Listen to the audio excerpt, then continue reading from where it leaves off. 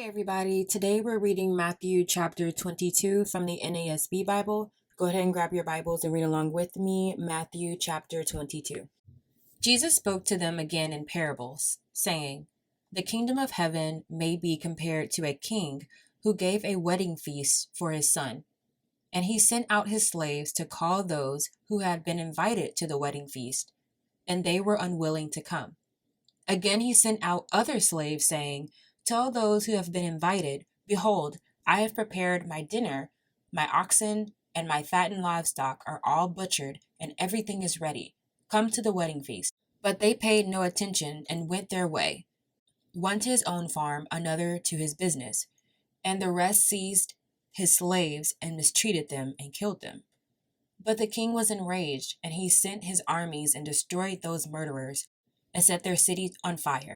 Then he said to his slaves, 'The wedding is ready, but those who were invited were not worthy.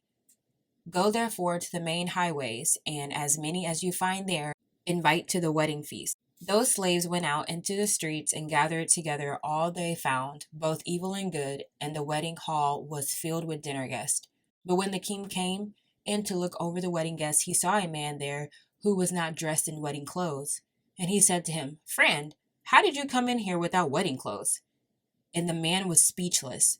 The king said to the servants, 'Bind him hand and foot, and throw him into the outer darkness. In the place there will be weeping and gnashing of teeth. For many are called, but few are chosen.' Then the Pharisees went and plotted together how they might trap him in what he said. And they sent their disciples to him along with the Herodians, saying, 'Teacher, we know that you are truthful and teach the way of God in truth, and defer to no one, for you are not partial to any. Tell us then, what do you think? Is it lawful to give a poll tax to Caesar or not?'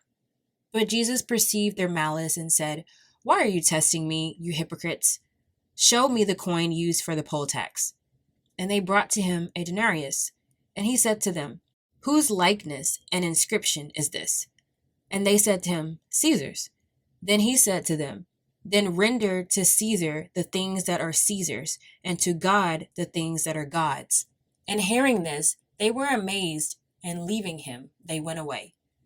On that day, some Sadducees, who say there is no resurrection, came to Jesus and questioned him, asking, 'Teacher, Moses said, if a man dies having no children, his brother, as next of kin, shall marry his wife, and raise up children for his brother. Now there were 7 brothers with us, and the first married and died, and having no children, left his wife to his brother.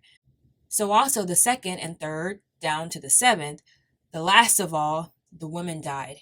In the resurrection, therefore, whose wife of the 7 will she be? For they all had married her.' But Jesus answered and said to them, 'You are mistaken, not understanding the scriptures, nor the power of God. For in the resurrection they neither marry nor are given in marriage, but are like angels in heaven. But regarding the resurrection of the dead, you have not read what is spoken to you by God. I am the God of Abraham, and the God of Isaac, and the God of Jacob. He is not the God of the dead, but of the living.' When the crowds heard this, they were astonished at his teaching. But when the Pharisees heard that Jesus had silenced the Sadducees, they gathered themselves together. One of them, a lawyer, asked him a question, testing him. 'Teacher, which is the greatest commandment in the law?' And he said to him, 'You shall love the Lord your God with all your heart, and with all your soul, and with all your mind. This is the great and foremost commandment. The second is like it. You shall love your neighbor as yourself.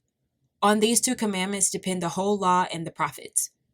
Now, while the Pharisees were gathered together, Jesus asked them a question. 'What do you think about the Christ?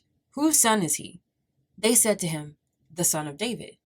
He said to them, 'Then how does David in the Spirit call him Lord, saying, "The Lord said to my Lord, sit at my right hand until I put your enemies beneath your feet"? If David then calls him Lord, how is he his son?'